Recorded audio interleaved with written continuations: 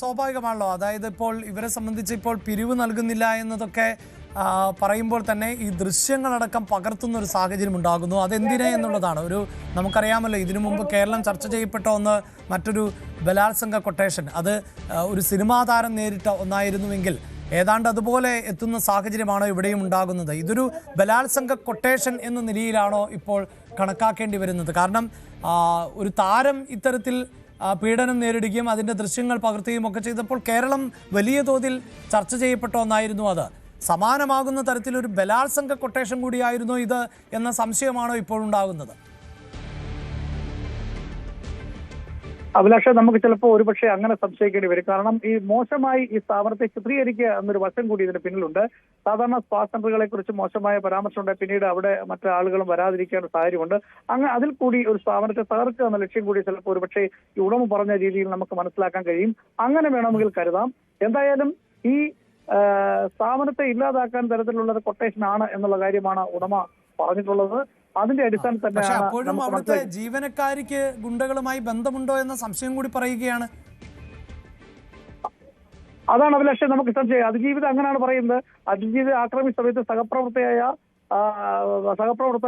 യാതൊരു പ്രതികരണവും ഇല്ലാതെ നിന്നു എന്നുള്ളതാണ്. അതുകൊണ്ട് തന്നെ ഈ അതിജീവിത പറയുന്നത് ഇവർക്കും ഈ ഗുണ്ടകളെ നേരത്തെ അറിയാമോ അത് മറ്റെന്തെങ്കിലും കാര്യങ്ങളിൽ ഇവർക്ക് ബന്ധമുണ്ടോ എന്നൊരു സംശയം കൂടി ഈ അതിജീവിത പറയുന്നുണ്ട്. അത്തരത്തിലുള്ള ആരോപണം കൂടി ഉന്നയിക്കുന്നുണ്ട്. എന്തായാലും ഒരു ദുരൂഹത നിറഞ്ഞ കേസായി മാറുന്നു. ഈ പകൽ സമയത്ത് ഇത്രയും വലിയൊരു തിരക്കുള്ള നഗരത്തിൽ 3:30 കൂടി ഇത്തരം സംഭവം ഉണ്ടാകും തന്നെ, പിന്നീട് പുറത്തറിയും തന്നെ ഒരുപാട് വൈകിയാണ്, കേസെടുക്കാൻ വൈകുന്നു. ഇതെല്ലാം പോലീസിനെ പ്രതിക്കൂട്ടിലാക്കുന്ന രീതിയിലേക്ക് കാരണങ്ങളുമായിട്ടുണ്ട്. അതുകൊണ്ട് തന്നെയാണ് പ്രതിക്കൂട്ടിലാക്കേണ്ടതുണ്ടല്ലോ ശശിനാരായണൻ. ഞാൻ നേരത്തെ സൂചിപ്പിച്ചല്ലോ, ഇതുപോലെ കേരളം ചർച്ച ചെയ്യപ്പെട്ടത് നടി ആക്രമിക്കപ്പെട്ട സംഭവമാണ്. ഇവിടെ ഞെട്ടിക്കുന്ന ദൃശ്യങ്ങളാണ്. ഇതെന്തൊരു കൊട്ടേഷന്റെ ഭാഗവുമായിക്കൊള്ളട്ടെ അല്ലെങ്കിൽ എന്തുമായിക്കൊള്ളട്ടെ, ഒരു സ്ത്രീയെ കുറച്ചധികം ആളുകൾ ചേർന്ന് ലൈംഗികമായി അതിക്രമിക്കുന്നു. അതിൽ പല വിവരങ്ങളും പുറത്തു വരുന്നുണ്ട്. ബലം പ്രയോഗിച്ച് ആ സ്ത്രീയെ കീഴടക്കി മറ്റുള്ളവർ ചേർന്നുകൊണ്ട് മറ്റുള്ളവരുടെ കൺമുന്നിൽ വെച്ച് പീഡിപ്പിച്ചുവെന്നും അതിൻ്റെ ദൃശ്യങ്ങൾ പകർത്തിയെന്നുമാണ്. ഇപ്പോൾ പ്രേക്ഷകർ കണ്ടുകൊണ്ടിരിക്കുന്നത് തന്നെ ആ ദൃശ്യങ്ങൾ തന്നെയൊന്ന് നോക്കൂ. ഒരു സ്ത്രീയോട് എങ്ങനെയാണ് ഈ ഗുണ്ടകൾ പെരുമാറുന്നത് എന്ന്. അത് പെരുമാറിയെന്ന് മാത്രമല്ലല്ലോ, ആ ദൃശ്യങ്ങളടക്കം പകർത്തുന്നു. ഈ ദൃശ്യങ്ങൾ പോലീസിന് മുന്നിൽ എത്തിയിട്ട് പോലീസ് എന്തു ചെയ്യുന്നു എന്നത് സ്വാഭാവികമായൊരു സംശയമല്ലേ? അഭിലാഷ്, തീർച്ചയായിട്ടും നമുക്കറിയാം. ഇപ്പൊ ഈ കാപ്പ കേസിലെ പ്രതിയായി മരണസുബിൻ എന്നാണ് സുബിനെ വിളിക്കുന്നത്. സുബിൻ അലക്സർ എന്നാണ് അയാളുടെ പേര്. അയാൾ 11ഓളം കേസിലെ പ്രതിയാണ്. ഈ ഗുണ്ടകൾ അവിടെ അതിക്രമിച്ച് കടന്നതിന് ശേഷം ഈ ആക്രമിക്കുന്ന ദൃശ്യങ്ങൾ, അതായത് പെൺകുട്ടിയെ ബലാത്സംഗം ചെയ്യുന്ന ദൃശ്യങ്ങൾ കൃത്യമായി മൊബൈലിൽ പകർത്തുന്നു. അത്തരത്തിൽ മൊബൈലിൽ പകർത്തിയതിനു ശേഷം ഈ കുട്ടിയെ ക്രൂരമായി ഈ അതിജീവിത പറയുന്ന കാര്യങ്ങളെല്ലാം വളരെ വേദനാജനകമായ കാര്യമാണ്. ക്രൂരമായുള്ള പീഡനത്തിനാണ് ഈ പെൺകുട്ടി ഈ അതിജീവിത ഇരയായിട്ടുള്ളത്.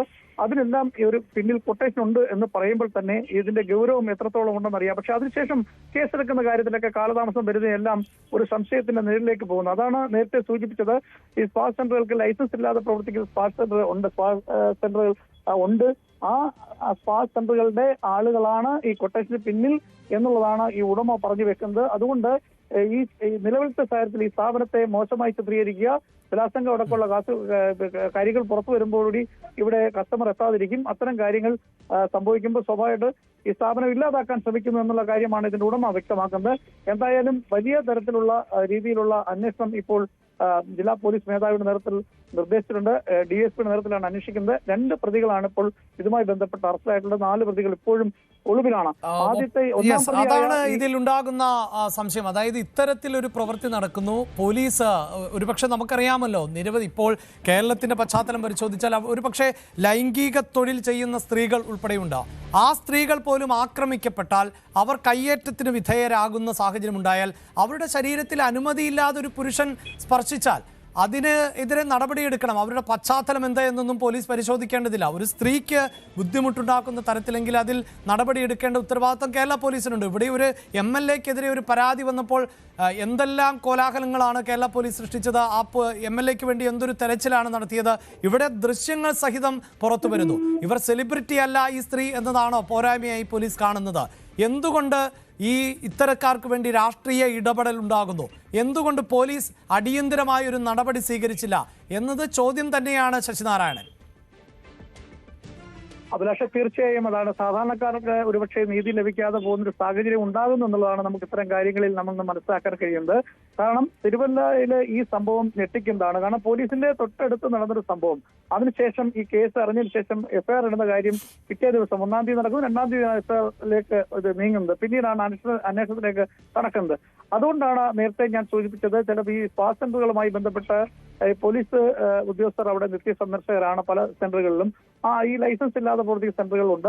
അത്തരം കാര്യങ്ങളിലെല്ലാം പോകുന്നുണ്ട്. അതുകൊണ്ട് ചിലപ്പോൾ പക്ഷേ മാസപ്പടി അടക്കം ഇവർ വാങ്ങുന്നു എന്നാണ് പരക്കെയുള്ള ഒരു ആരോപണം ഉള്ളത്.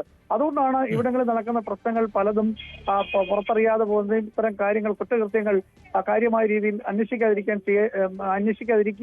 കാരണമായി പറയുന്നത്. എന്തായാലും ഇത് ക്രൂരമായ രീതിയിൽ ഒരു നിർബന്ധമായി ബലാത്സംഗം എന്ന് പറയുന്നത് ഒരു കടയ്ക്കുള്ളിൽ വെച്ച് അത് മൊബൈലിൽ ചിത്രീകരിച്ച് ക്രൂരമായി മർദ്ദിച്ച് ആ കുട്ടിയെ ഭീഷണിപ്പെടുത്തി എല്ലാം ചെയ്തിട്ടും പോലീസ് ആ കേസെടുക്കാൻ വൈകിയതെല്ലാം ഇതിന് പിന്നിൽ ഒരു വലിയ ദുരൂഹത പിന്നിൽ നിൽക്കുന്നു. എന്തായാലും ചില ഇടപെടലുകൾ ഒരുപക്ഷെ ഇതിന് പിന്നിൽ ഉണ്ടായിരിക്കാം. ഇതെല്ലാം കൃത്യമായ അന്വേഷണത്തോടുകൂടി മാത്രമേ പുറത്തു വരാൻ കഴിയുള്ളൂ. അതുകൊണ്ടാണ് ജില്ലാ പോലീസ് മേധാവിയുടെ നിർദ്ദേശത്തെ തുടർന്ന് DSP ആണ് കേസ് അന്വേഷിക്കുന്നത്. 6 പ്രതികളാണ് നിലവിലത്തെ സാഹചര്യത്തിൽ എഫ്ഐആറിലുള്ളത്. അതിൽ 2 പേരെ അറസ്റ്റ് ചെയ്തിട്ടുണ്ട്. ബാക്കിയുള്ള പ്രതികൾക്ക് വേണ്ടിയുള്ള അന്വേഷണം പോലീസ് ഊർജിതമാക്കിയിട്ടുള്ളത്. എന്തായാലും ഞെട്ടിക്കുന്ന ഒരു സംഭവമാണ് ഈ തിരുവല്ലയിൽ ഉണ്ടായ ഈ ബലാത്സംഗം എന്ന കാര്യം പറയാതിരിക്കാൻ നിവൃത്തിയില്ല. പോലീസിന്റെ ചില വീഴ്ചകളും ഇതിനകത്ത് ഉണ്ടായിട്ടുണ്ട്. അത് അന്വേഷണത്തിൽ കണ്ടെത്തേണ്ടതാണ്. ആരോപണവും ഈ കൂട്ടത്തിലുണ്ട്. എന്നാൽ രാഷ്ട്രീയപരമായ ചില സഹായങ്ങൾ ഈ പ്രതികൾക്ക് ലഭിക്കുന്നു എന്നുള്ളതാണ് നമുക്ക് ഇവരെ പിടിക്കാൻ ഇവരെ പോലീസ് പിടികൂടാൻ വൈകുമ്പോൾ തോറും നമുക്ക് മനസ്സിലാക്കാൻ കഴിയുന്നത്. അഭിലാഷ്, യെസ്, തീർച്ചയായും കേരളത്തെ ഞെട്ടിപ്പിക്കുക മാത്രമല്ല ലജ്ജിപ്പിക്കുന്ന ദൃശ്യങ്ങൾ കൂടിയാണ് ഇപ്പോൾ നമ്മൾ കണ്ടുകൊണ്ടിരുന്നത്. പ്രത്യേകിച്ച് ഒരു സ്പാ സെന്ററിലേക്ക് ഒരു കൂട്ടം ഗുണ്ടകൾ പട്ടാപ്പകൽ എത്തുന്നു, അവിടെ ഒരു സ്ത്രീയെ ഉപദ്രവിക്കുന്നു, അവരെ ലൈംഗികമായി ഉപദ്രവിക്കുന്നു, അതിൻ്റെ ദൃശ്യങ്ങളടക്കം പകർത്തുന്ന സാഹചര്യം ഉണ്ടാകുന്നു എന്നുള്ളതാണ്. ഈ ഗുണ്ടകളിൽ എല്ലാവരെയും പിടികൂടാൻ ഇപ്പോഴും നമ്മുടെ പോലീസ് സംവിധാനത്തിന് സാധിക്കുന്നില്ല എങ്കിൽ അത് പോലീസിന് തീർച്ചയായും നാണക്കേടാണ്. അനധികൃത സ്പാകളിൽ നിന്ന് മാസപ്പടി കൈപ്പറ്റുന്നവരാണ് പോലീസ് ഉദ്യോഗസ്ഥരെങ്കിൽ സത്യസന്ധമായി ജോലി ചെയ്യുന്ന പോലീസ് ഉദ്യോഗസ്ഥർക്ക് ഇവർ അപമാനകരം തന്നെയാണ് എന്നതാണ് എടുത്തു പറയേണ്ടത്. ഇത്തരം സ്പാ സെന്ററുകളും നിർത്തലാക്കേണ്ട സാഹചര്യമുണ്ട്. നിയമാനുസൃതമായാണ് ഈ സ്പാ സെന്റർ പ്രവർത്തിക്കുന്നത് എങ്കിൽ തീർച്ചയായും അവർക്ക് അങ്ങനെ പ്രവർത്തിക്കാനുള്ള അവസരം ആണ് ഒരുക്കി കൊടുക്കേണ്ടത്. അവിടുത്തെ തൊഴിലാളികൾക്ക്, വനിതകൾക്ക് കൃത്യമായി സംരക്ഷണം നൽകേണ്ടത് നമ്മുടെ ഉത്തരവാദിത്തമാണ്. ഈ ഗുണ്ടകൾക്ക് വേണ്ടി ഒത്താശ ചെയ്യാൻ ചില രാഷ്ട്രീയ പാർട്ടി നേതാക്കൾ എത്തിയിരുന്നു എന്ന റിപ്പോർട്ടുകൾ പുറത്തു വരുന്നുണ്ട്. അവർ ഏത് രാഷ്ട്രീയ പാർട്ടിയുടെ ഏത് നേതാക്കളാണെങ്കിലും അവരും അങ്ങേയറ്റം കേരളത്തിൻ്റെ പൊതുസമൂഹത്തിനും നാണക്കേട് തന്നെയാണ്.